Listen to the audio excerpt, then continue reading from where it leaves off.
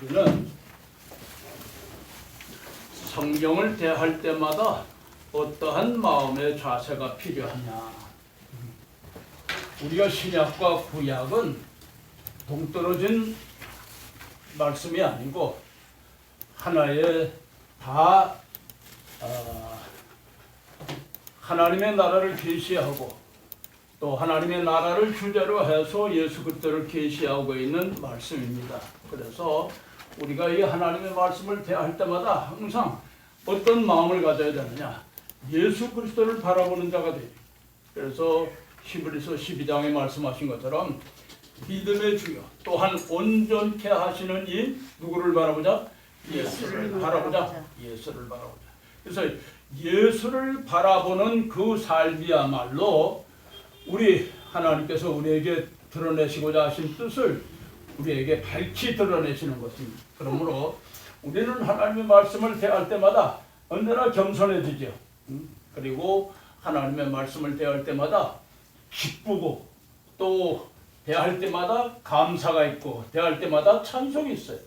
그래서 창세기로부터 시작해서 요한계시록까지의 내용 전체를 틀어서 우리들에게 말씀하신 그 말씀은 여호와 하나님을 경외, 또 하나님께서 우리에게 부여하신 뜻이 무엇인가를 우리가 밝히 깨닫기 위하여서 하나님께서는 7가지 과정을 우리에게 소개하셨어요. 그래서 그 소개한 것을 첫 시간에도 말씀을 드렸습니다만 우리의 정체성과 가치관에 대한 것을 밝히 드러내 주셨어요. 그러니까 우리는 무엇을 대하든지 하나님의 말씀 어디를 우리가 들추든지 그 속에서 누구를 발견해야 되느냐? 실론. 우리가 이 말씀 속에서 창조주 하나님, 구속주 하나님, 심판주 하나님을 우리가 발견할 수 있어야 돼요. 그리고 그 속에서 우리는 창조주 되시는 예수 그리스도께서 말씀이 육신이 되셔서 이 땅에 오신 예수 그리스도는 어떤 직분을 가지고 오셨느냐? 대선지자의 직분을 가지고 오셨다. 구속주 하나님 되시는 예수 그리스도께서 이 땅에 오실 때에 어떤 직분을 가지고 오셨느냐? 대제사장의 직분을 가지고 오셨다. 심판주 하나님 되시는 예수 그리스도께서 이 땅에 오실 때 어떤 직분을 가지고 오셨느냐? 만왕의 왕의 직분을 가지고 세상에 오셨다. 이것을 우리가 확신해야 돼. 이걸 확신할 때에 우리는 하나님을 대하고 주님을 대하고 성령님을 대할 때에 변동이 없는 거예요. 그러니까 창세기로부터 요한계시록까지의 1189장에 있는 이 내용이 전부 누가 하신 일이냐, 어떤 분이 주권자이시고 어떻게 역사를 하셨느냐, 이거를 우리가 살펴보면 그 속에 시가서에 있는 욥기서라든지 시편이라든지 나아가서 전도서, 잠언 전도서 그리고 아가서를 우리가 발견하게 되는 거예요. 그 속에서 하나님의 주권, 또 그 속에서 하나님께서 어떻게 역사하셨는가, 이거를 우리들에게 설명하고 있는 것이 바로 시가서예요. 시가서. 그 시가서는 신약에서는 어떤 모습으로 나타났느냐 하면 시가서는 로마서로부터 시작해서 유다서까지의 내용을 함축해서 포함하고 있어요. 그러니까 우리가 구약 따로 신약 따로가 아니라 구약은 신약을 전제로 해서 말씀하셨고 구약은 신약은 구약을 배경으로 해서 주신 말씀이란 말이에요. 그렇기 때문에 떨어질래야 떨어질 수가 없어요. 신약의 문제는 구약의 광야교회 40년을 살아가면서 일어났던 모든 일들에 대한 신약의 해답이에요. 해답. 오늘 우리가 신약교회에서 말세교회를 사는 하나님의 사람들이 어떻게 살아야 되느냐 하는 문제가 바로 광야 40년 광야교회에 있었어요. 그 광야교회를 표준으로 해서 모델로 해서 오늘 우리들에게 어떤 목회를 해야 되느냐 이걸 설명하고 있는 부분도 있어요. 그러니까 우리가 이 신론과 아울러서 하나님께서 주신 언약 신약이 어떤 것이냐? 또 여기에 대한 역사적인 과정, 역사신학은 어떤 것이냐, 또 여기에 대해서 종말신학은 어떤 것이냐, 또 여기에 대한 하나님께서 우리로 하여금 목회를 하게 하셨는데 목회신학은 어떤 것이냐, 또 여기에 대한 체험,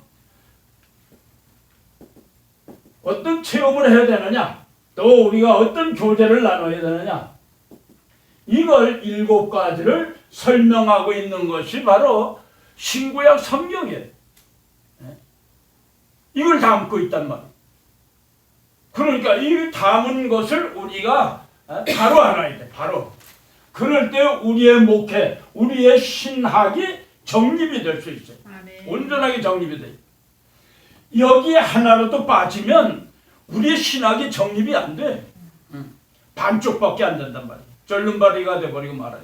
그러니까 이 신학적인 부분에서 우리가 바로 알아야 돼.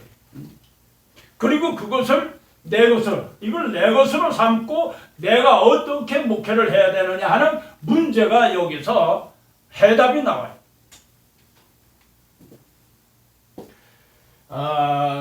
우리가 하나님의 말씀을 대할 때에 이 시가서의 위치가 이렇게 중요해요.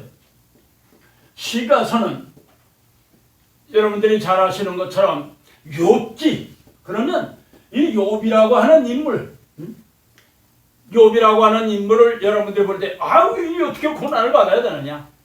로마서에도 마찬가지잖아요. 로마서도 얼마나 고난을 많이 받았어요. 그 고난, 또 우리가 사도 바울의 그 고난, 또 베드로가 당했던 것, 사도 요한이 당했던 것, 모든 선지자들이, 모든 종들이 이런 고난의 역사가 있어요. 욥을 통해서는 의인이라고 하는 말씀을 했지만은 신약에서는 뭐라고 말씀하셨어요? 믿음. 내가 믿는데, 확신하는데 왜 이런 고난이 올까? 이런 문제가 있잖아요. 이 문제를 어디서 찾아야 돼? 욥기를 통해서 우리에게 말씀하셨잖아요. 그러니까 우리가 항상 뭘 생각하느냐 하면 이러한 것이 영원한 것이냐, 욥의 고난이 영원한 것이 아니라는 말이에요.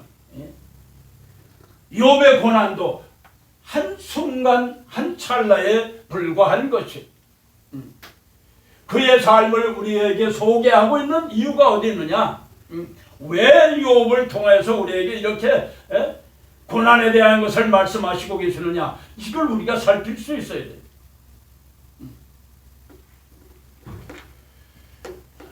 신약시대의 종들의 삶은 어떤 부분에서는 고난의 삶이었어요. 그리고 후에 다 순교의 제물로 목배임을 받았던 사람들이에요. 순교의 제물. 그걸 우리가 기억하셔야 돼요. 내가 복음의 역사에 헌신했는데 왜 하나님께서 나를 이렇게 칼로 목배임을 당하게 하는, 순교하느냐? 좀 오래 120년, 150년 정말 우리 인간의 수명대로 다 살게 하시고 복음을 누리면서 살게 하실 때 왜 순교를 하게 하시느냐? 이런 문제가 나오잖아요. 그럴 때 여러분 무엇으로 대답하시겠어요? 한순간에 하나님 영광을 드립니다. 우리가 요한계시록에 살펴보게 되면 11장에서도 말씀하신 것처럼 우리가 요한계시록 7장과 11장의 내용을 살펴보면 7장의 내용에서 왜 이런 혼란이 옵니까? 얼마나 기다려야 됩니까? 그리고서 하나님 앞에 항의하는 사람들을 보게 돼요. 즉 목배임을 받은 순교자들의 우리가 언제까지 이렇게 기다려야 됩니까? 할 때에 그 수가 차기까지 그랬어요. 수가 차기까지. 그러니까 이 복음의 역사에 헌신하고 봉사하는 모든 일들 가운데 우리가 하나님 앞에 끝까지 충성이라고 하는 것은 죽도록 충성, 생명을 바쳐서 내 사명을 감당하는 그 충성을 말씀하시고 있어요. 욥은 끝까지 하나님 앞에 난 죄인 아니다. 우겼어요. 새 친구가 계속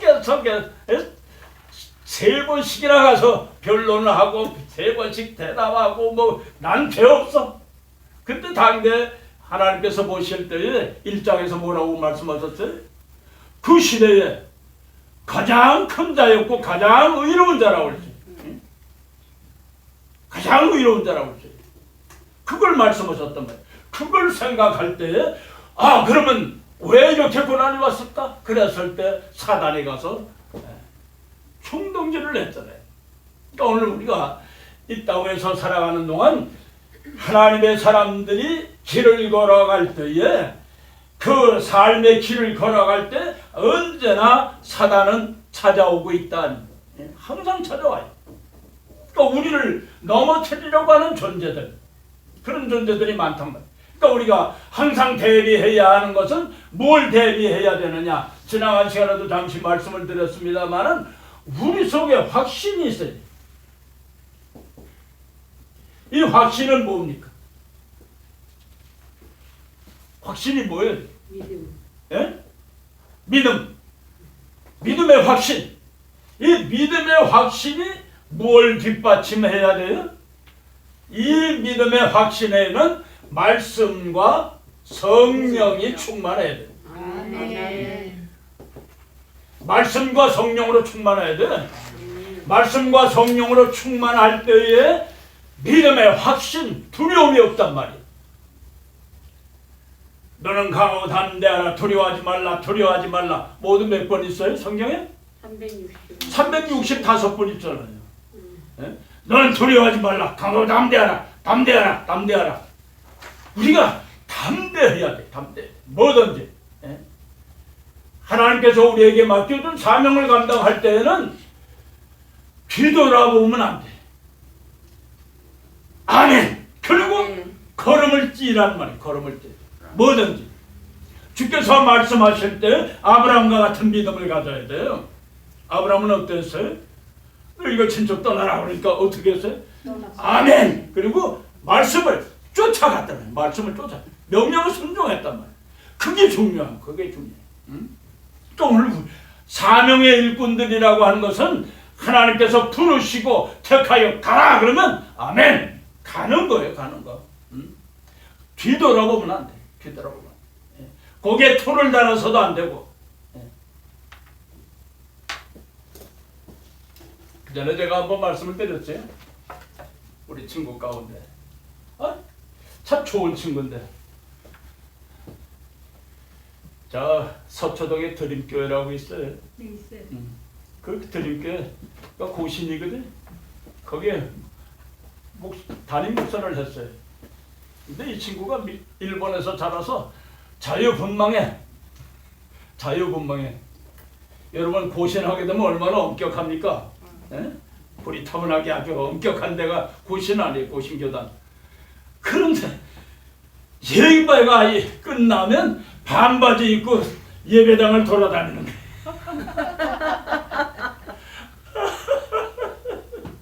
아직 장로 벗어 다 있는데.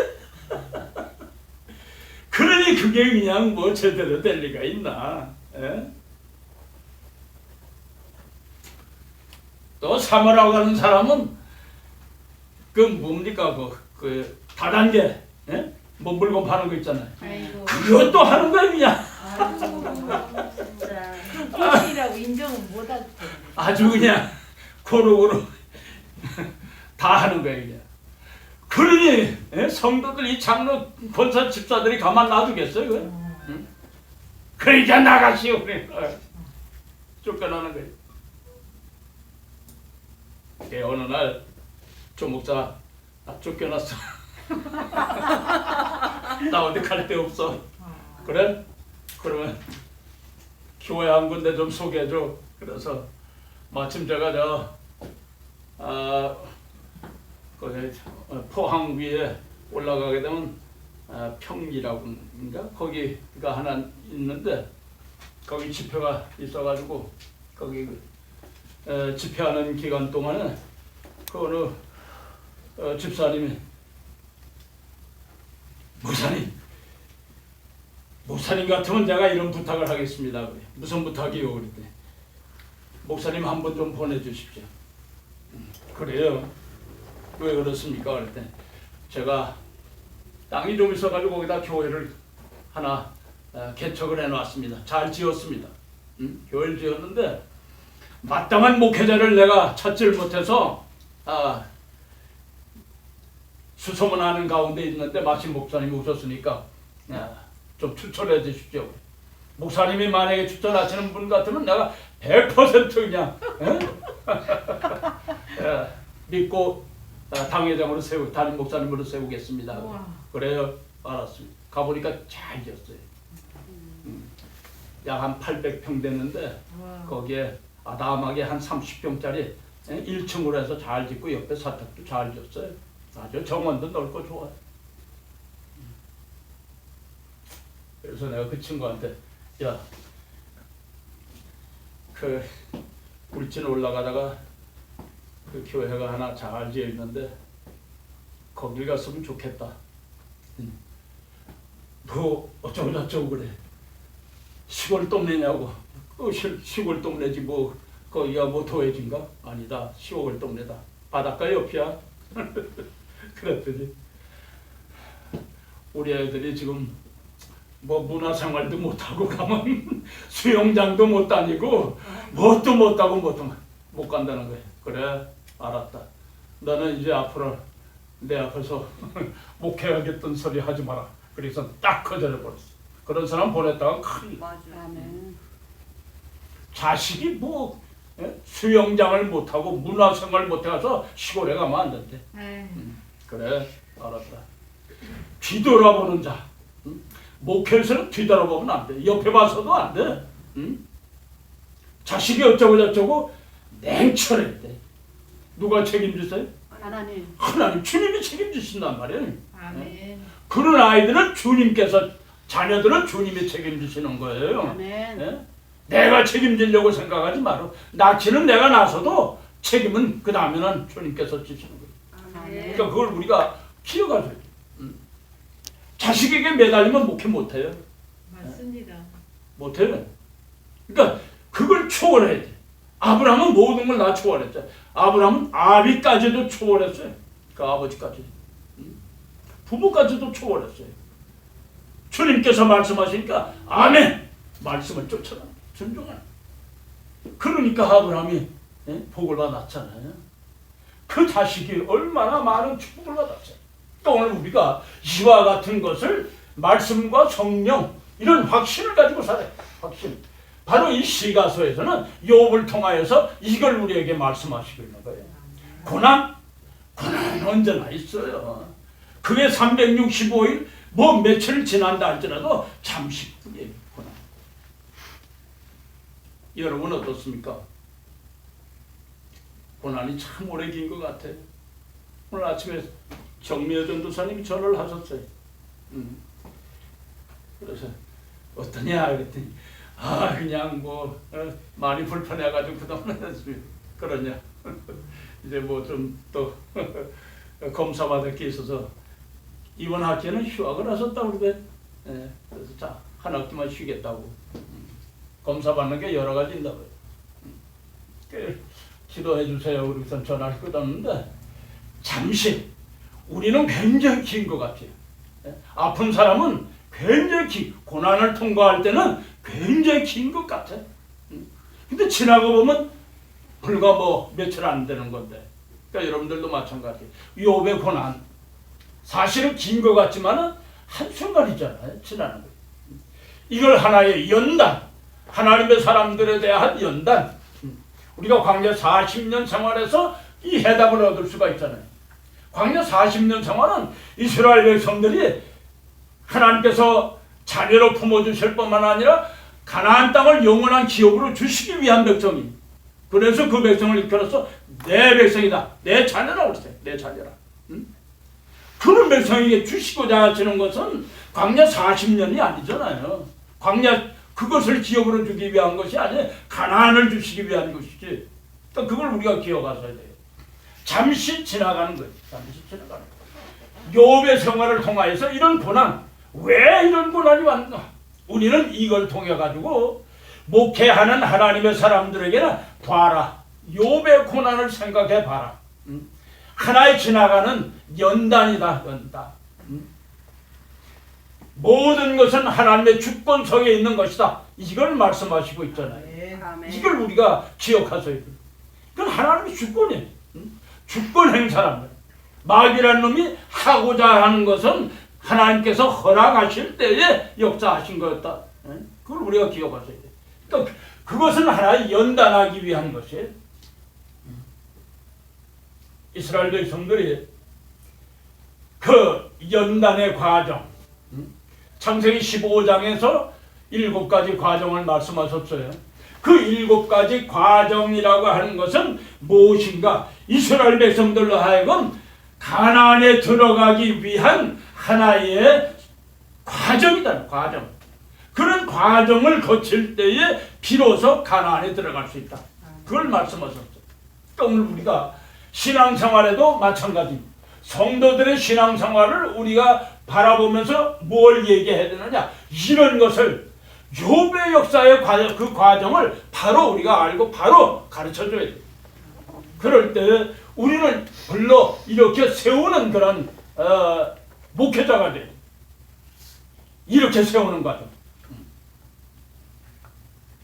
욥을 통하여서 욥의 지독한 이런 고난, 이 고난, 아마 이런 고난 받는 사람 없을 거예요, 세상에.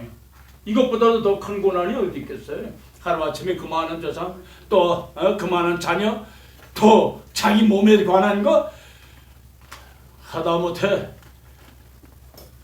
사랑하는 아내로부터 뭐 자고 죽으라고요?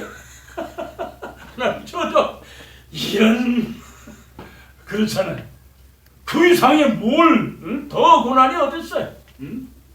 그 고난까지 다 받았던 사람이 바로 욥이란 말이에요. 여기에 비하면 당신은 1000분의 1, 10,000분의 1도 아니다. 오늘날 사람들이 사업이 실패해가지고는 실망하고 좌절하고 그냥 그렇잖아요. 잠시 지나가는 회오리 바람인데 그걸 참지 못해가지고 많은 사람들이 실망하고 좌절해요.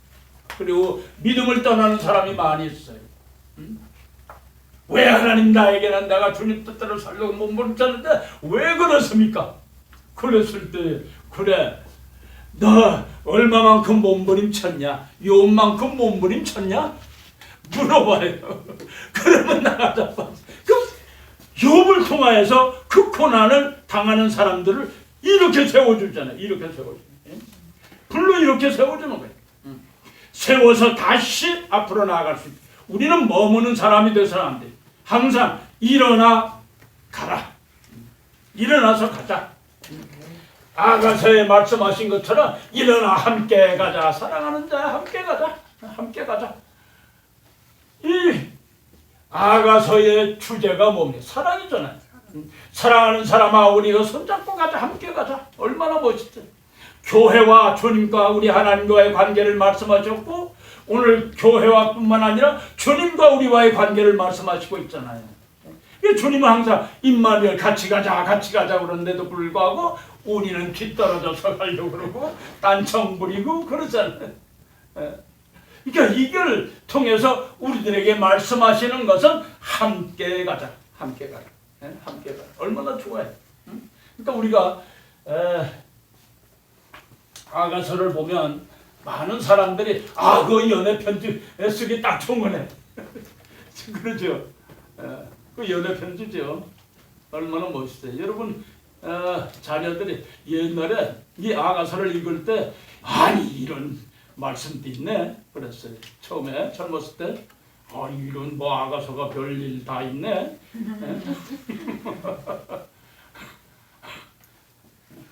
그래가지고 한참 그 8장밖에 안 되니까 읽고 또 읽었어요.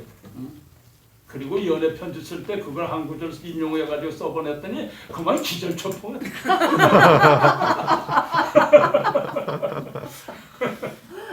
기절초풍이. 그러니까 그때 뭐 하나님과 교회 관계 또 뭐 주님과 우리와의 관계 그걸 잘 모르잖아요. 잘 몰랐어요.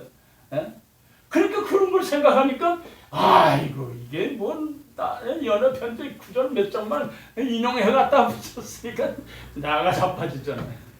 여러분 세속적인 부분이 얼마나 많아요. 그 속에 담겨져 있는 부분이 얼마나 신령하고 오묘한 말씀이. 하나님이 우리 교회를 이렇게 사랑하시고 주님이 나를 이렇게 사랑하시는데 이걸 표현하신 것인데 이걸 우리가 알지 못하잖아요. 그러니까 함께 가자. 그러니까 이 말씀을 보면 욥 고난받는가, 시편 하나님 찬송, 잠언 그 지식지혜, 하나님의 주권적인 지식지혜, 이걸 우리들에게 설명하면서 함께 가자 있잖아. 함께 가자. 여기 다 하나하나가 다 뜻이 그대로 주어져 있어요. 그래서 그 내용과 같이 우리가 살아야 된다. 즉 이것은 창세기, 출애굽기, 레위기, 민수기, 신명기, 여호수아, 이 내용이 뭐예요? 창세기 내용이 뭡니까? 창세기 천지처럼. 선민운동, 출애굽기 구속운동, 레위기 성결운동, 거룩, 민수기 영적무장, 신명기 말씀무장, 여호수아 이기고 벗어난 자.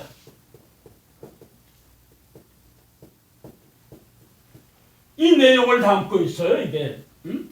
그러니까 창세기는 내용이 선민운동이에요. 출애굽기는 구속운동이고, 레위기는 성결운동이고, 민수기는 영적무장, 신명기는 말씀무장, 여호수아는 약속의 땅에 들어가는 자는 어떤 자들이 들어가느냐? 이기고 벗어난 자들만이 들어가는 곳이다. 이걸 설명하고 있어요. 그러면 이 시가서의 내용도 같아요. 시가서의 내용도 선민, 구속, 성결, 영적무장, 말씀무장, 그리고 이기고 벗어난 자. 이 내용을 담고 있어요. 이런 순서를 가지고 있다는 거예요. 이걸 우리가 기억하셔야 돼요. 모든 하나님의 말씀의 틀은 근간은 바로 모세 5경, 여호수아 6경이에요. 6경이 바로 하나님의 말씀의 모든 말씀의 신구약 성경의 근간이에요. 근간, 틀의 틀. 그 틀 속에 다 들어가 있어요. 그러니까 그 틀을 우리가 벗어나서는 안 돼. 항상 우리가 하나님의 말씀을 연구할 때는 그 틀을 이렇게 딱 모으게 되면 이 말씀이 이것이로구나. 이 속에 이 포함되는 말씀이로구나. 이걸 우리가 기억할 수 있어요. 지난 시간에 잠시 여러분들에게 나눠드린 신구약 성경과 성경에 대한 그 표를 이렇게 대비해서 모세오경과 대비해서 한 그래프를 여러분들에게 드렸죠. 그거 여러분들 꼭 기억하세요. 그 내용을 꼭 기억하고 계셔야 돼요. 그래서 그 말씀이 항상 거기 포함됐을 때 내가 복음을 전할 때 과연 어떤 메시지를 전할 것이냐. 그랬을 때 그 메시지가 레위기서였다. 그러면 레위기서는 성결이다. 레위기서 11장 43절 이하에 있는 말씀과 같이 내가 거룩하니 너희도 거룩하라. 거룩. 그러므로 레위기를 선택해 놓고서 우리가 거룩을 빼고 레위기를 선택해 놓고 선민 얘기만 하면 안 된단 말이에요. 레위기를 선택을 했으면 뭘 얘기해야 돼? 거룩을 얘기해. 내가 거룩하니까 너희도 거룩해라. 그것은 바로 하나님의 나라, 그리스도의 나라에 들어가는 하나님의 사람들은 거룩한 사람들만이 들어가는 곳이. 거룩한 사람들. 바로 거룩한 사람들, 이렇게 무장한 사람들이 약속의 땅 젖과 꿀이 흐르는 가나안 땅을 기업으로 얻는다. 신약에서는 새 하늘과 새 땅, 새 예루살렘, 하나님의 나라, 그리스도의 나라, 주님의 보좌, 이걸 기업으로 유업으로 받는다. 이걸 말씀하신 것이잖아요. 그러니까 여러분들이 항상 염두에 두는 것은 우리가 창세기를 선택을 했는데, 창세기를 선택을 해서 말씀을 전할 때 선민사상이에요. 이게 선민. 하나님의 사람들에 대한 메시지를 전하는데 여기를 선택해놓고 삼천포로 빠져서는 안 된단 말이에요. 그 내용에 맞는 말씀을 전해야 된다. 메시지를 전해야 돼. 그게 중요해요. 우리가 신명기다. 하나님의 말씀. 이 하나님의 말씀을 우리가 여러분들이 아시는 것처럼 신명기 8장이나 신명기 10장에서 우리들에게 말씀하신 이 성경에 대해서 뭐라고 말씀하셨어요? 이스라엘 백성들이 광야 40년 생활해서 내 언약의 말씀을 지키는지 아니 지키는지 그걸 보시기 위함이라고 그랬어요. 말씀. 그러기 때문에 신명기를 선택을 해놓고 우리가 딴 데로 나가서는 안 됩니다. 말씀은 말씀 집중적으로 가르쳐요. 말씀. 이걸 선택을 했으면 말씀을 집중적으로 가르쳐요. 그게 중요해요. 그랬을 때에 우리가 신명기를 통해서 하나님께서 우리에게 전달하시고자 하시는 메시지가 뭐냐? 포인트가 뭐냐? 이걸 알고 전하는 자가 돼요. 이걸 벗어나면 오늘 은혜스러운 말씀을 듣기는 했는데 뭘 들었지? 동쪽으로 갔다 서쪽으로 갔다 남쪽으로 갔다 북쪽으로 갔다 도대체 뭐야? 포인트가 뭐야? 이렇게 되면 그날 말씀은 죽을 쓴 거예요. 죽을 쓴 거예요. 그러니까 여러분들 메시지를 전할 때 포인트를 딱 정했으면 그 말씀에 모든 것을 다 포함시켜서 모든 게 여기에 하나님의 말씀에 대한 것을 집중적으로 우리가 전해줘요. 성령, 영적 무장. 그러면 어떻게 영적 무장이냐? 이스라엘 백성들이 어떻게 무장을 해야 되느냐? 싸움에 나갈 만한 자들이 과연 몇 명이었느냐? 이걸 설명하고 있는 것이 민수기서란 말이에요. 그러니까 신의 경야에서 계수를 한 때와 마지막 요단을 건너 약속의 땅 젖과 꿀이 흐르는 가나안 땅을 건너기 전 그들이 계수를 했을 때에 어떠한 자들이 들어갈 수 있었느냐? 바로 무장한 자들, 영적으로 무장한 그 가운데 탈락한 자들이 많이 있었어요. 많이 탈락한 자들이 있었지만은 새로운 자들로 하나님께서 약속의 땅에 들어가게 하셨단 말이에요. 무장한 자들. 신약의 내용도 똑같잖아요. 어떻게 내용을 우리가 어떻게 무장을 해야 되느냐? 신약에서는 어디에 말씀하셨어요? 신약. 김원사님 어디에?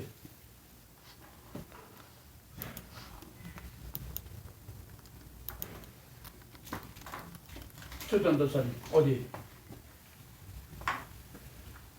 오전도사님 어디?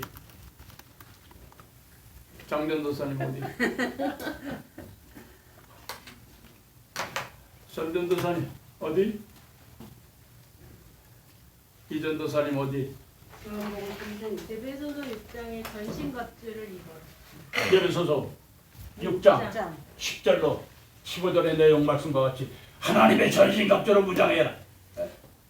그러니까 우리가 이렇게 구약에 말씀하셨는데 신약엔 이렇게 말씀하셨단 말이에요. 구체적으로 하나님의 전신갑주로 무장해라. 하나님의 전신갑주가 뭐예요? 말씀. 응? 말씀. 구원에 구체적으로 얘기를 해야 되지. 성령의 구원의 투구를 쓸고 우의 흉배를 붙이고 무슨 띠를 띠고 진리의 띠를 띠고 무슨 신을 찢고 복음의 신을 찢고 무슨 방패를 가지고 믿음의 방패를 가지고 무슨 검? 성령의 검, 하나님의 말씀의 검을 가지란 말이에요. 이렇게 싸움에 나갈 만한 자들로 무장한 자들이 마지막 때에 적그리스도의 날에 짐승의 날에 또한 작은 뿔이라고 하는 존재와 싸워서 이기고 벗어날 수 있단 말이에요. 아멘. 이걸 말씀하죠. 왜? 우리는 요한계시록 12장 17절의 말씀을 보면 짐승이라고 하는 존재가 작은 뿔이라고 하는 존재 그 존재가 세상에 등장할 때 누구와 싸우려고 등장하느냐? 누구와 싸우려고? 네? 누구와 싸우려고? 찾아봐요 빨리. 모르면 빨리 찾아요.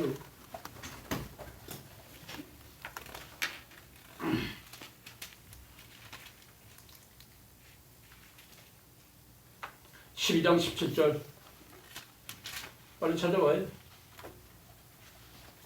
용이 분노하여서 용이 여자에게 분노하여 돌아가서 그 여자의 남은 자손 곧 하나님의 계명을 지키며 예수의 증거를 가진 자들과 더불어 싸우려고 바다 모래에 이어서라.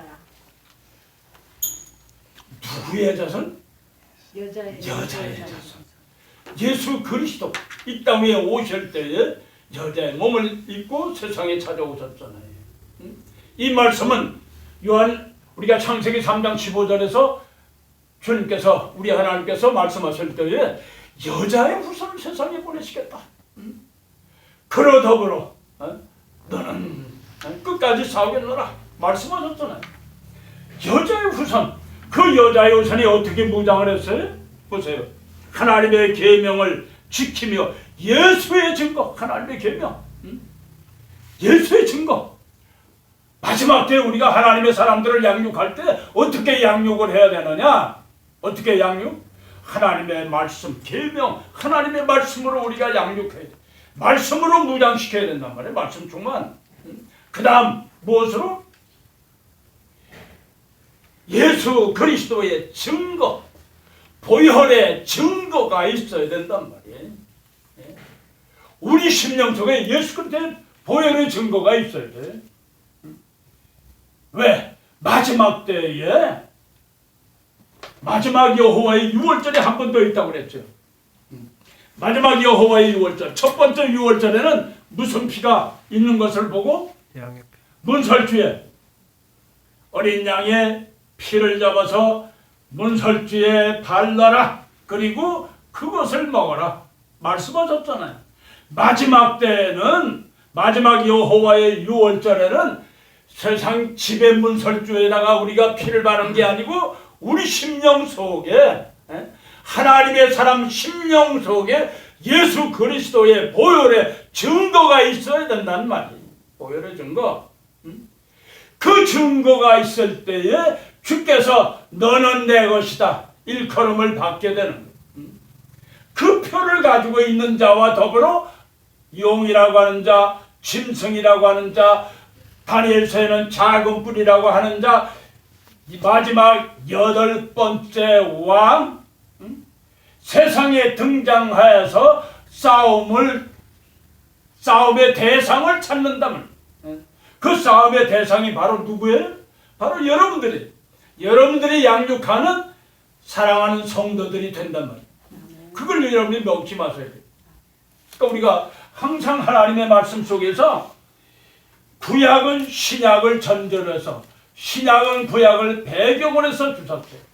전도서 3장 15절의 말씀이나 전도서 1장 19절에 있는 내용의 말씀은 지난날에 있었던 것 후일에 다시 있고 지금 있었던 것도 전에 있었고 후에 또 일어난다고 그랬어요. 그러므로 이와 같이 유월절의 사건은 그 당시에만 있었던 것이 아니라 마지막 때 한 번 더 마지막 여호와의 유월절이 있다. 여러분 이걸 꼭 기억하셔야 돼요. 그래서 계시록 12장 17절에 말씀하신 것처럼 하나님의 계명과 예수 그리스도의 보혈의 증거가 있어요. 보혈의 증거. 이게 우리 심령 속에 있어야 돼요. 그러니까 여러분 꼭 기억하세요. 우리가 양육하는 모든 성도들로 하여금 예수 그리스도의 보혈. 여러분 주일 아침에 찬양을 부를 때 맨날 그냥 신나는 찬송들만 많이 부르시더라고요. 사실은 여러분 그걸 아셔야 돼요. 우리가 세상에서 살면서 알면서 지은 데도 있고 모르면서도 지은 데 있고 많이 있잖아요. 이 목회자들은 다 거룩하게만 여겨지지만은 그렇지 않아요. 성도들도 거기 목회자들도 똑같아요. 세상 사람하고 뭐 다를 바 하나도 없어요. 하나 뭐냐? 내가 잘못했구나. 하나님다. 죄송합니다. 오늘도 또 세상하고 또 살았습니다. 그리고 회개하고 또 바로 살려고 애쓰는 게 목회자들이에요. 그걸 여러분 꼭 기억하세요. 그러니까 우리가 살아가는 동안에 이러한 모습을 우리가 항상 기억해. 그러니까 성도들에게는 항상 뭘 우리가 얘기를 해야 되나? 거룩함을 얘기해. 거룩. 그 거룩이라고 하는 것은 우리 몸에 배이는 삶을 살아야 돼. 얼마나 좋은지 몰라요. 거룩. 근데 우리가 실상은 살아가는 동안에 내가 거룩하게 살려고 애를 쓰지만은 그렇지만은 그렇지 못할 때가 많아. 왜? 사단이 우리를 넘어뜨리려고 애를 쓰거든. 여러분들 꼭 기억하세요. 흔히 그런 말이 있잖아요.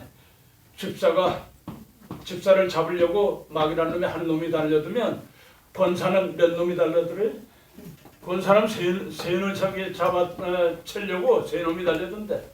그러면 장로는 10놈이, 막이 10놈이 들어붙어서 넘어뜨리려고 그러는데, 그럼 목사는 때로 댐비죠. 에? 때로 댐비.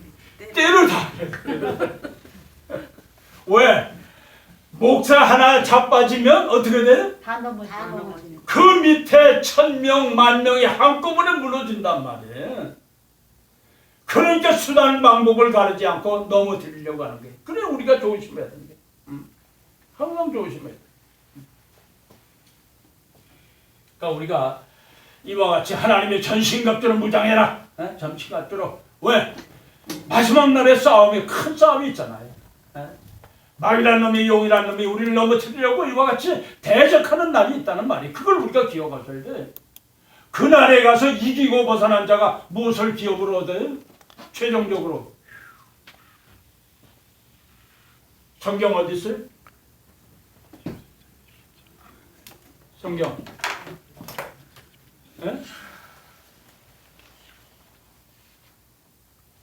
성경 어디 있어요?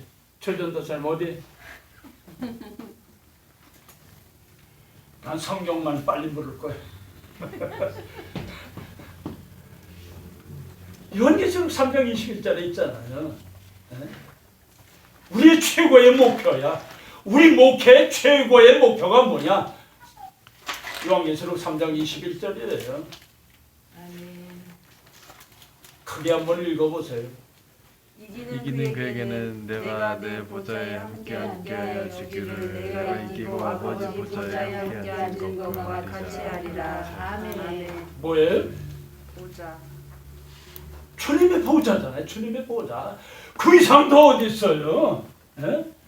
주님의 보좌에 함께 하는 것이 우리들의 지상 최대의 목회의 목적의 목적. 성도들로 하여금 다 주님의 보좌에 함께하는 하나님의 나라의 턱걸이에서 들어가게 하는 것이 아니라 주님의 보좌에 당당하게 나아갈 수 있는 성도들로 양육하는 것이 우리들의 책임이에요. 책임. 그게 우리의 목회의 목적이 돼야 돼. 첫 번째 목적.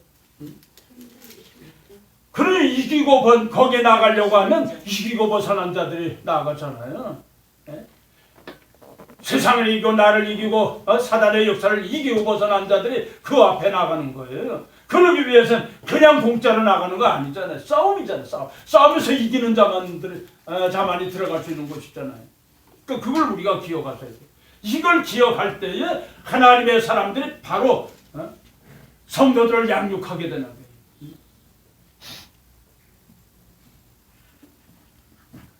성도들은 목회자가 하자는 대로 해. 목회자의 비전을 세운 것만큼 성도들은 따라가요. 목회자가 하는 행동만큼 또 따라서 해요. 왜? 자녀들이 그 부모 닮잖아요. 부모를 닮아요. 보면. 그러니까 부모를 닮는데 보면 예전에는 시집가고 장가가는 거는 신부를 택해서 며느리 데려오는 거는 누굴 봤어요? 그 엄마를 봤잖아. 응? 엄마 보면 그건 뭐 그래서 옛날에 보쌈이라는 말이 그래서 나오는 거예요. 뭐 볼 것도 없어 싸가지고 와. 데려오잖아요. 예? 그러니까 오늘 우리의 삶에 있어서 성도들의 삶을 이렇게 살펴보면 장로, 권사, 집사 어떻게 사느냐 볼 때에 장로가 아이고 별 볼 일 없네. 그러면 누가 보여요? 그 교회 목사 보잖아요. 아이고 그 목사 뭐 안 봐도 시원치 않겠다. 보는 거예요. 보는 거예요. 성도들 보면 알아요. 옛날에는 칠이라고 하는 게 있었어요. 칠이, 교회 안에 칠이.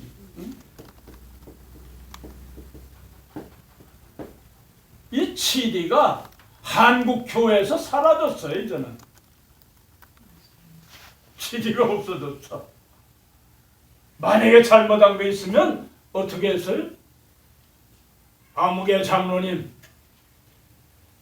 3개월, 6개월 수찬정지 탁 내리잖아요. 지금은 어때요? 장로 보고 수찬정지했으면 삐져서 안 나와. 다른 데로 가. 못해요. 보따리 싸. 근신도 안 시키잖아. 근신해도 힘들어. 치리가 없어졌어. 뭐 장로뿐만 아니라 그렇게 치리를 하면 권사 집사는 더 말할 것도 없지. 뭐 그냥 그 다음날 딴 데로 가버리고 말아.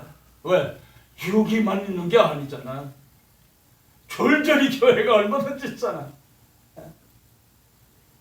예전에는 교회를 세움에 있어서도 최소한도 500m가 떨어져야 교회를 세울 수가 있었어요.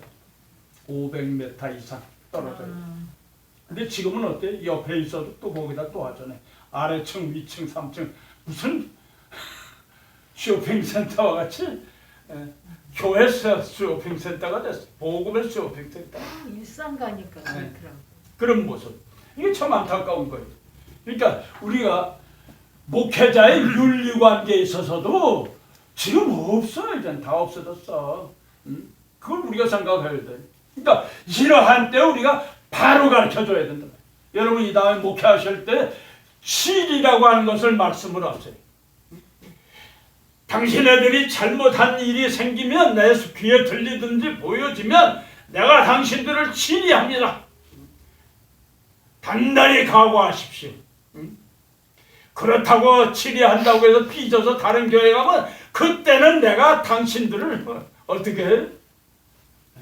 제적시킬 겁니다. 재미없습니다. 공갈 협박 같지만은 치리가 있어야 돼. 치리가. 미리 얘기를 하고 목회할 때 치리라고 하는 걸 얘기를 하고 시작하세요. 그러면 여러분은 어때요? 여러분 자신들이 치리당하지 않도록 우리가 우리 자신이 살필 수 있고 조심해야 되잖아요. 우리는 그렇게 얘기하는데 나는 내 뜻대로 살고 내 마음대로 살다 그러면 우리가 목사님 치리해야 되겠습니다. 이렇게 나온다고. 그 얼마나 창피해요. 그렇잖아요. 예. 칠이라는 법이 이게 내열돼 있나요? 예? 칠이라는 게 법으로 돼 있는 건가요? 예, 칠이 아, 칠법이. 있어요. 칠이. 저기 헌법에서 나와. 오늘 배웠잖아 거. 헌법 시간에 전에 헌법 시간이죠. 네. 헌법 시간에 질문해 보세요. 칠이회. 아까 네. 칠이 오늘 나왔어요. 배워줬어요. 예? 오늘 배워줬어요. 아, 칠이회 배웠어요? 네, 네. 예. 그러니까 그런 칠이 그걸 우리가 네. 여러분들이 교회를 설립한다든지 어디 부임을 할 때 먼저 얘기를 하세요. 먼저 저는 우리 한국 장로교회가 7일회가 없어졌습니다. 그런데 나는 7일회를 둘 것입니다. 아멘. 아멘. 아멘. 그러니까 여러분 조심하십시오. 내 눈에 띄지 않도록 조심하십시오. 바로 사네. 얘기를 하란 말이에요. 그러면 성도들로 하여금 우리 교회는 7회가 있구나. 조심해야지. 그렇잖아요. 조심해야지. 그걸 우리가 가르쳐줄 수 있어야 돼요. 그러면 교회가 어떻게? 교회가 은혜 가운데 역사하는. 그 다음부터는 왜? 칠이라고 하는 말이 내 심령 속에 박히게 되면 세상 것이 들어올 수가 없잖아요. 하나님의 법이 여기에 있으니 칠이라고 하는 하나님의 법이 내 심령 속에 딱 못이 박혔기 때문에 성도들의 마음속에 못이 딱 박히게 되면 어떻게 돼? 세상 것이 들어오면 안 돼. 왜? 나 칠이 당하니까. 목사님한테 혼나니까. 이게 여러분들 그냥 지나가는 얘기 같지만은 칠이라고 하는 것을 설명하고 거기다가 얘기를 하면 효과가 100%는 그 사람은 평생 어디 가든지 칠이라는 걸 잊어버리더라. 우리 교회는 칠이회가 있다. 그러니까 여러분들 꼭 기억하세요. 그러니까 우리가 이와 같이 하나님의 사람들이 해야 할 일이 뭐냐? 이걸 하나 조목조목을 따져서 말씀하신 것을 우리들에게 소개하고 있는 것이 바로 이 시가서다. 시가서. 시가서의 내용을 살펴보면 너무 재미있잖아요. 너무 재미있어요. 그래서 시편도 모세 오경의 그 틀 안에 역사를 하고 있어요. 또 잠언서도 마찬가지. 또 전도서도 12권으로 되어 있는 전도서지만 그 전도서의 허무함을 노래하고 있지만 실상은 뭐예요? 전도서의 내용이 뭡니까? 다 읽어보셨죠? 헛되고 헛되고. 예? 전도서의 내용이 뭐예요? 주제가 뭡니까? 세상이 헛되다는 여호와 하나님을 바라보자. 여호와 위에 하나님. 있는 하나님. 헛되고 모든 헛된 것 그거 다 헛된 것이다. 지나가는 바람과 같은 것이다. 그러므로 전도서 12장 13절에 말씀하신 것처럼 여러분 너무 잘 아시잖아요. 일의 결국을 다 들었으니 그 다음 여호와를 경외하고 그의 명령을 지키. 인생의 본분이 무엇이라고요? 여호와 하나님을 경외하고 그를 사랑하는 것이 바로 인생의 본분이다. 그걸 우리에게 말씀하시고 있잖아요. 그러니까 이런 것을 우리가 기억하셔야 돼. 이런 것은 바로 주님께서 우리들에게 주시는 오늘의 삶에 대한 것을 미리 교훈하시고 말씀을 주신 것이. 그러니까 이런 것을 우리가 기억하셔야 돼. 이 땅에서 살아가는 자 가운데서 허물을 노래하는 사람들이 얼마나 많아. 힘이 없다고 그러면서 세상을 노래하는 존재들, 그런 존재들이 얼마나 많아요. 이런 존재들에게 말씀을 주실 때 내가 솔로몬보다 더 좋은 삶을 살아가냐, 더 멋있는 삶을 살아가냐, 우리가 한 번쯤은 우리 자신을 향해서도 물어볼 말씀입니다. 솔로몬의 생활을 여러분들이 너무나도 잘 아시잖아요.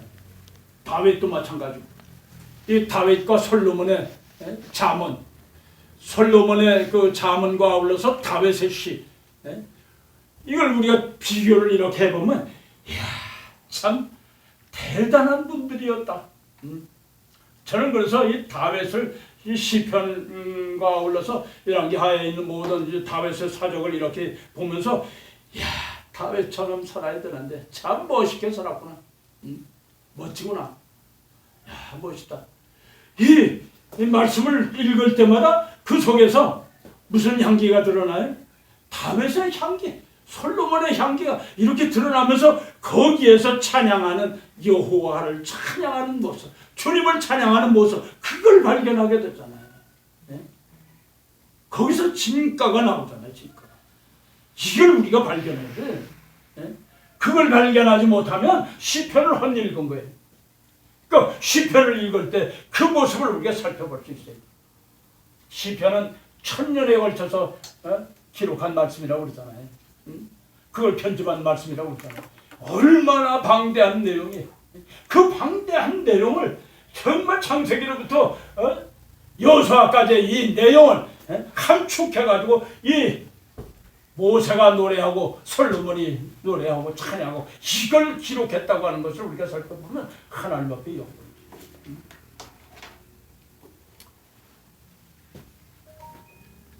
시편의 말씀을 보면 이 욥기와 함께 아주 새 힘이 나요. 힘이 나는 말씀이 바로 이 시편. 그러니까 여러분 시편을 많이 읽으세요. 시편을 읽을 때마다 예수 그리스도를 발견하고 아멘. 그리고 주님 다시 오심을 발견하셔야 돼요. 아멘. 그걸 발견하지 못하면 우리가 잘못 읽고. 왜? 주께서 계시하신 내용을 알지 못하고 겉만 읽었다는 얘기. 그러니까 우리가 모든 삶에 있어서 정말 그 안의 내용, 진가를 우리가 찾을 수 있어요. 이 시가서 내용을 여러분들이 항상 살필 수 있어야 돼요. 특별히 욥기를 통해서는 저는 이 욥기를 읽을 때 어떻게 읽었느냐 하면 욥이 참 고집이 세다. 고집이 대단히 세다. 예? 그 친구들이 와서 그냥 변론하고 그럴 때도 쿨하지 않고 자기 고집이 얼마나 세. 하나님 앞에서도 그냥 고집진 걸 뭐 다 드러냈잖아요. 그럴 때 그가 마지막 때 하나님은 그 끝을 보신 거예요. 하나님 앞에 엎드려져서 자기 모습의 연약한 모습을 회개하고 그럴 때 하나님은 그에게 더 큰 복을 주셨더라. 갑절의 복을 주셨더라. 그러니까 오늘 우리가 시험당하는 모든 사람들을 위로할 때 욥기를 들어서 위로하는 목회자의 이 목회 방법. 구약에서는 모세의 목회를 우리가 본받지만은 또 신약에서는 누구의 목회? 예? 신약에서 누구의 목회? 바울. 예? 신약에서 우리가 바울의 목회 이 둘을 합한 것이 뭐예요? 누구의 목회?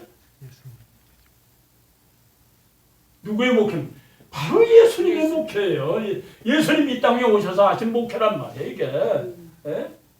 그러니까 여러분들이 항상 기억할 것은 구약의 대표적인 모세의 목회와 아울러 신약의 사도 바울의 목회는 누구의 목회였느냐? 바로 예수님의 목회.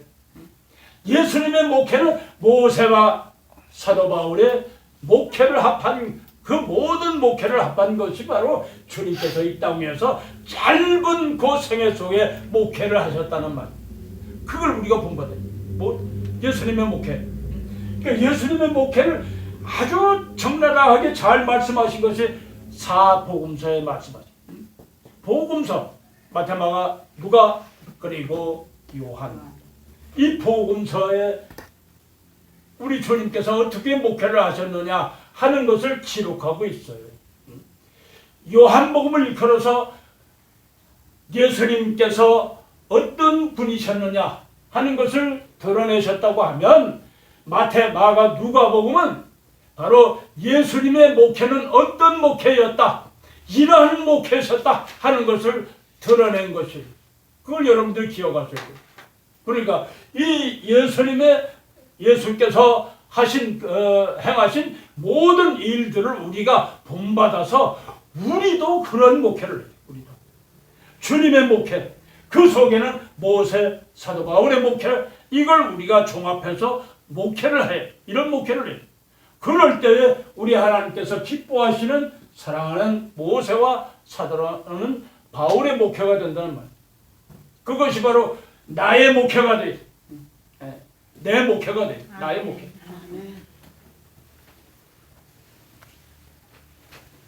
모세의 목회를 하는 동안에 여러분 어떻습니까? 밤낮 좋은 것만 있지는 않았잖아요. 어떻게 했어요?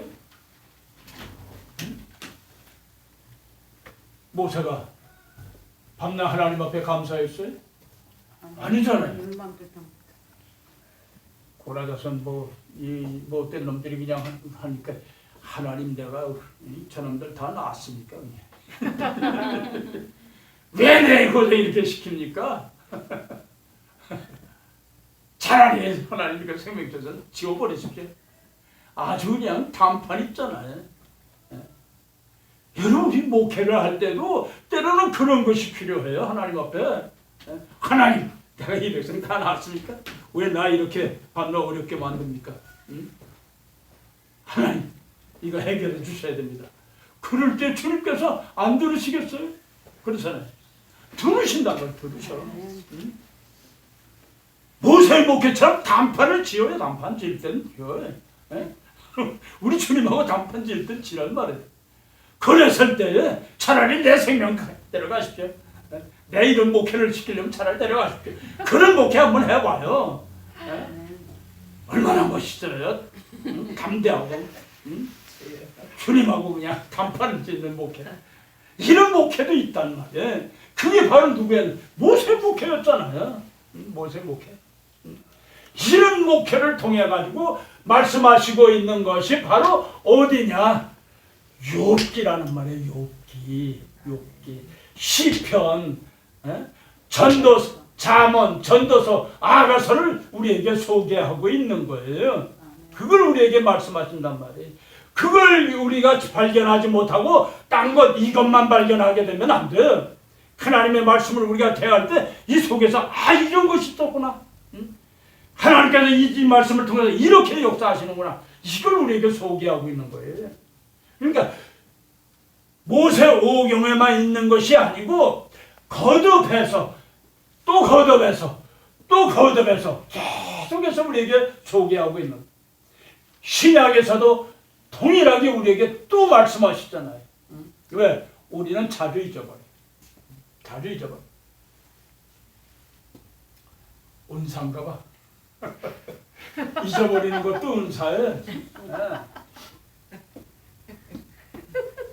자주 잊어버려야 돼. 그러니까 성도들이 참 그 머리 좋은 분들이 있어요. 전에 제가 말씀을 드렸죠. 원주교회, 원주 태장교회 심호할 때에 그 김일성 대학을 졸업하신 권사님이 한 분 계셨어요. 얼마나 머리가 좋은지 10년 전 설교 제목, 본문 다 외우고 있는 분이에요. 피곤하지? 근데 그 권사님은 그 앞에서 이제 연탄공장을 하셨는데, 연탄공장 사장인데, 뭘 꼭 질문을 하시려고 그러면 그냥은 안 와. 바리바리 싸들고 그리고 와요. 그리고 와서 목사님, 이 말씀은 몇 년도에 몇 월 며칠에 이 말씀을 전하신 본문이고 설교 제목입니다. 근데 오늘 또 하셨네. 단도직입적으로 탁. 얼마나 대단해. 진짜. 미국 사람이 돼서 못 보는 거 봐. 나도 미국 사람이지만 딱 지적하는 거예요. 그래서 내가 그랬어요. 오늘 은혜를 많이 받으셨네. 그 오늘 설교 제목이 그런데 내용은 뭡니까? 물어봤어요. 내용이 뭐예요? 요한복음 3장 16절 그거 가지고 했는데 이 내용이 한 10년 전에 또 했던 걸 또 한 거예요. 그러니까 똑같은 걸 하니까 또 얘기한 거예요. 그래서 그 내용이 뭡니까? 10년 전에 내가 설교한 내용이 뭐예요? 그러고서 물어봤어요. 그랬더니 뭐 그때는 뭐 이러지 그래요. 10년 전 설교 노트를 내가 꺼냈어요. 나도 대단한 사람이에요. 진짜. 저는 설교 본문 다 기록을 해요. 그래서 대지 소지 해서 설교문을 작성해가지고 노트를 항상 철을 해놔요. 안 봐도 그걸 다 암송을 하지만은 항상 그 내용은 철을 해놔요. 그래서 제가 지금 노트가 그저 대충 해놓은 것이 110대 건데 설교 노트만 그걸 끄집어내가지고 권사님 오늘 설교한 거 또 하고 내놨어요. 둘을 내놨어요. 똑같이. 그랬더니 깜짝 놀라요. 깜짝 놀라요. 설마니 똑같은 내용이 똑같은 건데 내용이 다른 걸 몰랐단 말이에요. 그것만 알았지 내용을 파악을 못한 거예요. 둘 권사님 제가 여기 오늘 설교한 내용 이거 설교한 내용이 여기 들어 있습니다. 이거 노트입니다. 이거하고 10년 전의 내용하고 이거 한번 비교를 해보시죠. 보니까 뭐 우리가 그렇잖아요. 오늘은 쌀을 가지고 쌀밥을 해 먹지만은 내일은 쌀 가지고 죽을 써 먹기도 하고 그 다음에 쌀 가지고 떡도 해 먹고 그러잖아요. 맛이 다르잖아요. 맛이 달라요. 갖다 대니까 권사님이 무릎을 꿇고 잘못했습니다. 그 뒤로 말할 필요 남아요. 없어. 딱 갖다 놓고 그런 사람 있으면 딱 갖다 놓으면 아, 꼼짝을 못하는 거예요. 그 다음부터는 아소리도 안 해. 이야, 우리 목사님 대단하다. 목사님 앞에서 아소리도 못하게 그 소문이 쫙 도는 거예요. 소문이 쫙 교회 안에. 그러니까 어떻게 돼? 목사님이 어떻게 돼? 목사님이 올라가잖아. 우리 목사님이시구나. 과연 이렇게 된다.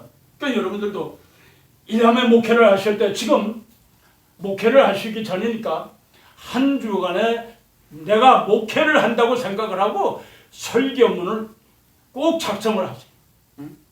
설교문을 다 작성을 해서 철을 해놓으세요.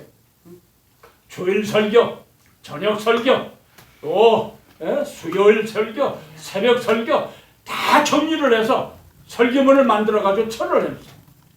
그 여러분들이 그것이 바로 여러분들의 저금 통장이 됩니다. 설교 저금 통장이. 그랬을 때 이 다음에 목회를 할 때 얼마나 바쁜데 신방 가야 되고 뭐 해야 되고 그런데 설교 작성할 시간이 없잖아요. 그렇다고 대충 할 수 없잖아요. 내가 목회만 할 때도 농촌이니까 난 너 그 기억자도 모르는 사람이 있었어요. 그런 분들도 많았어요. 많았죠. 예. 그러니까 공부를 안 해가지고. 그래서 본문 하나 설교 본문 선택을 해가지고 하면 뭘 얘기를 해도 다 아멘이지 뭐 그리고 끝나는 거지 뭐.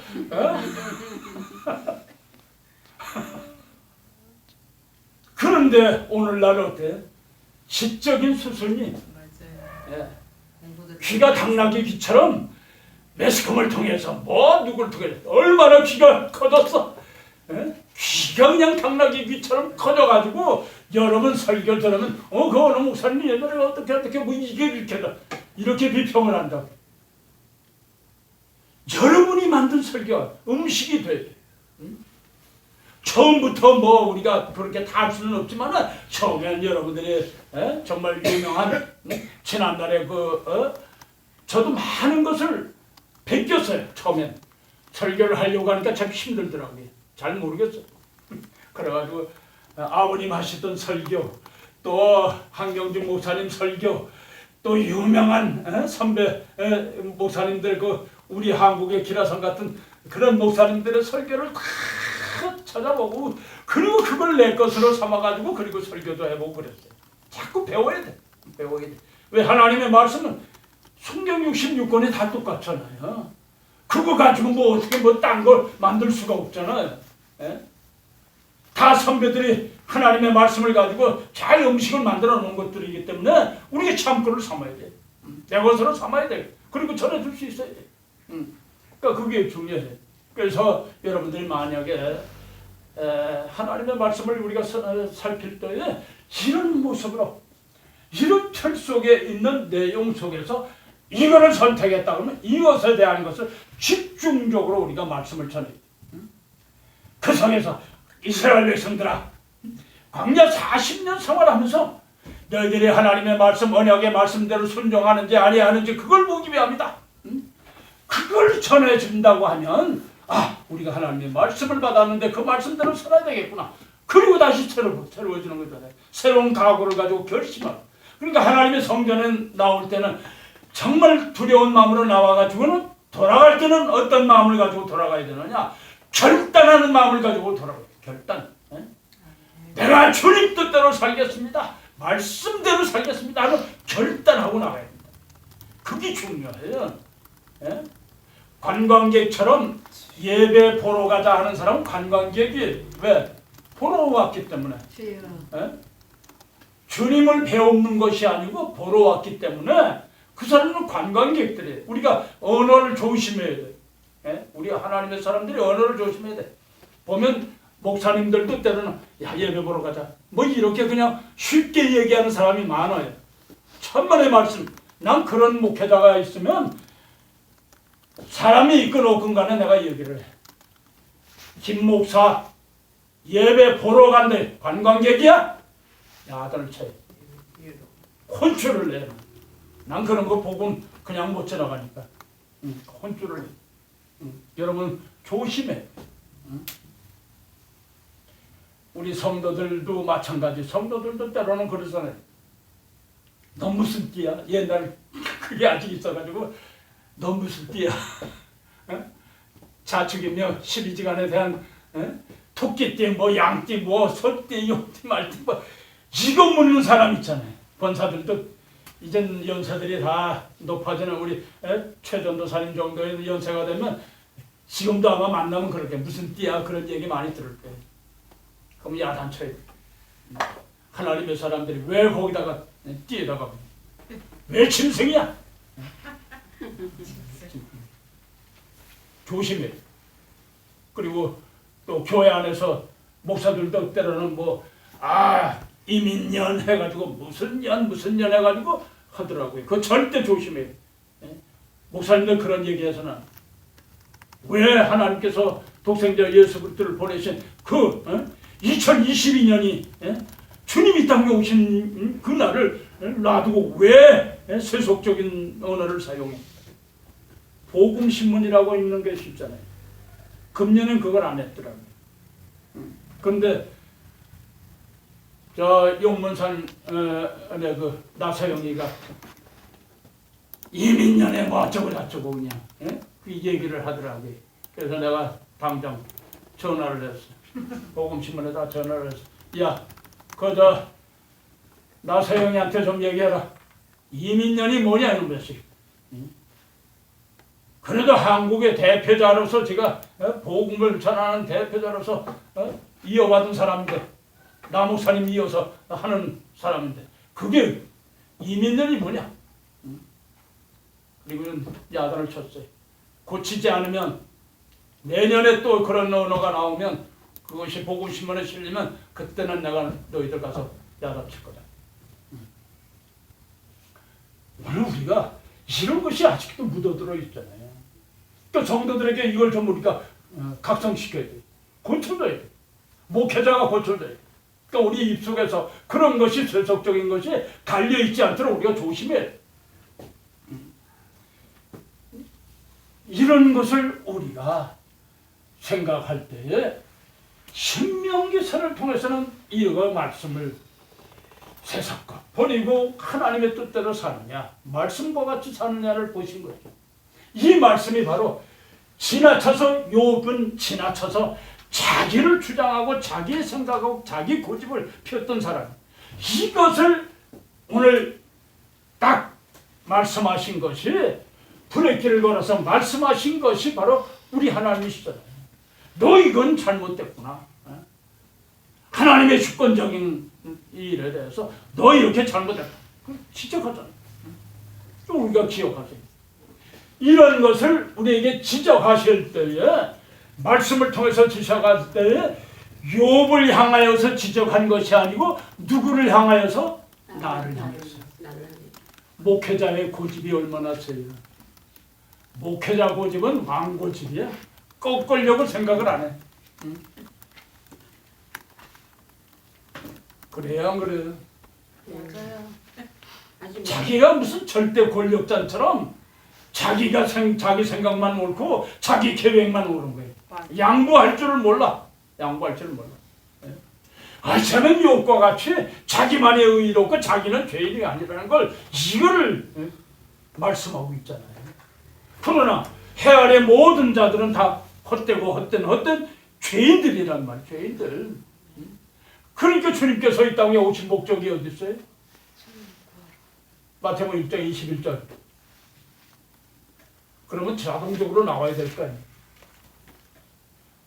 또 성경 찾아야 되나? 몇 시까지? 끝났어요. 끝났어요? 네? 8시 5분까지. 이거만 하고 끝냅시다. 난 내일 또 전주 집회를 가야 돼.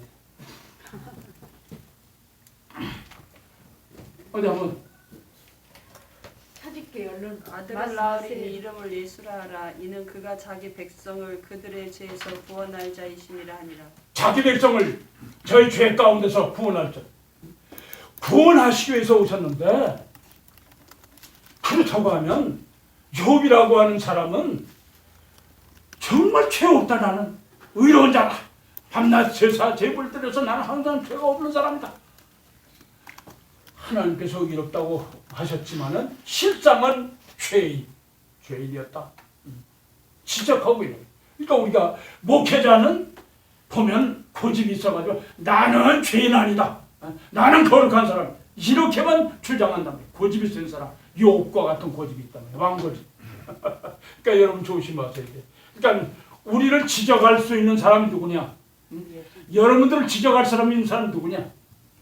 욥의 주변의 친구들처럼 때로는 도덕적인 부분, 때로는 율법적인 통상적인 이런 부분을 통해서 지적할 때에 우리가 좀 귀담아 들어야 돼. 귀담아 들어야 돼. 그걸 귀담아 들어야 돼. 그것이 현명한 바로 지혜로운 목회자가 될 수 있어요. 그러니까 이걸 듣는 자가 하나님의 사람들이. 하나님의 사람들은 하나님의 말씀에만 귀를 기울이는 것이 아니고 세상을 향해서도 우리가 귀를 기울이는 자가 되어야 돼요. 그것이 중요해. 오늘날 이 시대적인 사명에서도 오늘 우리에게 말씀하신 정치적인 얘기입니다마는 우크라이나 사태, 이건 많은 사람들이 관심을 많이 가지고 있어요. 관심을 많이 가지고 있는데 아직은 아니다. 왜 아니냐? 말씀과 같이 그의 동맹국들이 아직 이루어지지 않았기 때문에. 그들의 삶은 바르샤바 조약국, 지난달에 1991년에 조약국, 바르샤바 조약국들이 뭉쳐있던 그 모습이 바로 에스겔서 38장이에요. 그런데 그게 해체가 됐어요. 다시 복원하고자 하는 것이 바로 오늘날 푸틴이에요.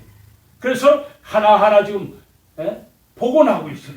지난날에 바르샤바 조약국들에 대한 다시 자기 나름대로 합하고 있어요. 그 동맹국들이 아직은 다 결성되지 아니했다. 지금 때는 조금 더 가까이 왔지만 그것은 아니다. 그걸 우리 말씀을 드릴 수가 있겠네요. 그러니까 다음 시간에 그 문제도 좀 더 구체적으로 여러분들에게 잠시 언급을 하도록 하겠습니다. 오늘은 여기서 이만합니다.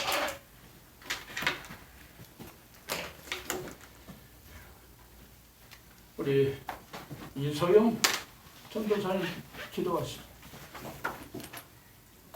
하나님, 오늘도 귀한 강의 듣게 하시니 감사를 드립니다. 아멘. 저희 신학교를 통해서 하나님 한국교회를 회복시켜 주시고 세계 선교와 복음 통일을 위해 탁월하게 쓰임 받도록 성령을 부어 주시옵소서. 아멘. 하나님, 자리가 많이 비어 있습니다. 준비되고 헌신된 사명자들을 보내주시고 함께 아멘. 하나님 나라를 세워갈 수 있게 교수님과 저희들에게 큰 은혜를 베풀어 주시옵소서. 아멘. 모든 것 감사드리며 예수 그리스도의 이름으로 기도드립니다. 아멘.